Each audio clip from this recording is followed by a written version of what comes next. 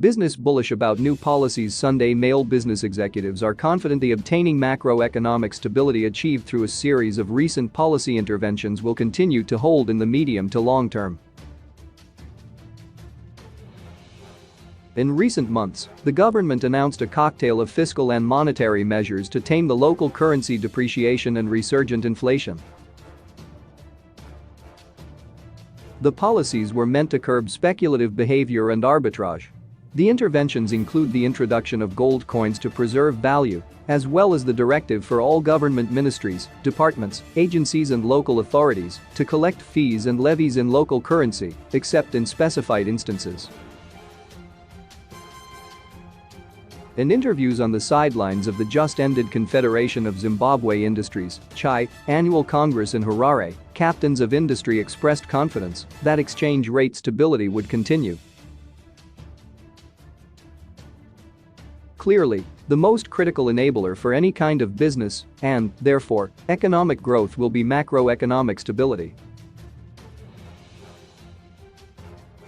We very much welcome the recent stability in the macroeconomic environment and exchange rates. It's a very welcome development, said Schweppes Zimbabwe Managing Director Mr. Charles Msipa. It's a critical enabler for us to plan for our business recovery and growth, absolutely indispensable. He, however, noted there was need for a more comprehensive exchange rate management system. Right now, many businesses in the manufacturing sector are still not generating or getting enough foreign exchange for their raw material imports. I think we can consolidate that stability by making it more sustainable and having a sound exchange rate management system going forward, he said.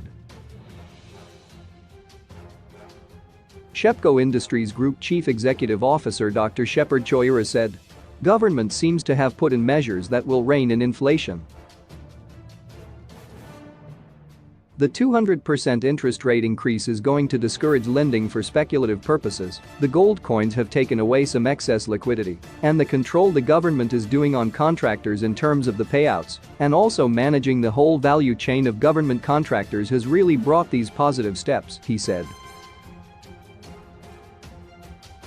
"We are happy that the convergence gap is narrowing between the parallel market and the official interbank exchange rate, which is something very positive that has brought some stability in terms of inflation."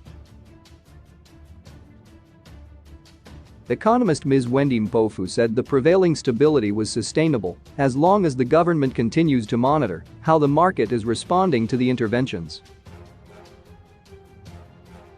"I think the prevailing economic situation in terms of a stable environment is sustainable going forward. What is critical is for policymakers to continue monitoring how the market responds and possibly tighten any loopholes that could be the conduit for reversing the gains so far achieved as a result of the interventions by the government," she said. Meanwhile, Finance and Economic Development Minister Professor Mpulin Q, who was guest of honor at the CHI Annual Congress that ended on Friday, officially launched a $200 million facility for raw materials and equipment. The facility was arranged by CHI in partnership with Loida Capital.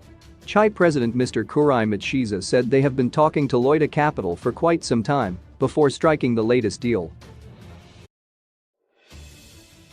"They have not only been talking to us, but the Reserve Bank as well, seeking authority on how it, facility, is structured here through the formal exchange authorities," he said.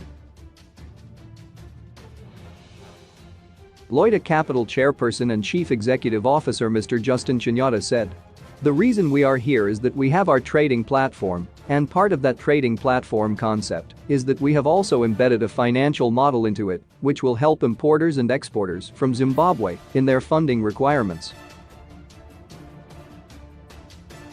And the target initially is for the $200 million, which will be split between trade and the investment component," he said. "Most of the folks that we have worked with have tended to be very professional, especially in the export sector," he said. In his address, Prof. reaffirmed the government's commitment to support industry.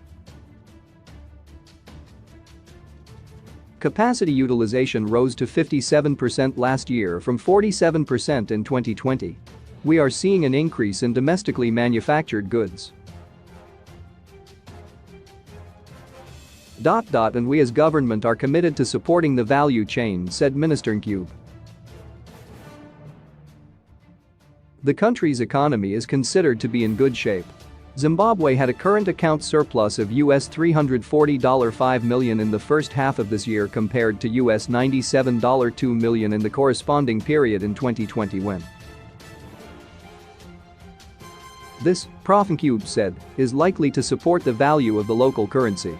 The risk of the currency is other factors, but not this one, so the surplus continues to be driven by the strong inflows in terms of the diaspora inflows, as well as some growth in exports, he added.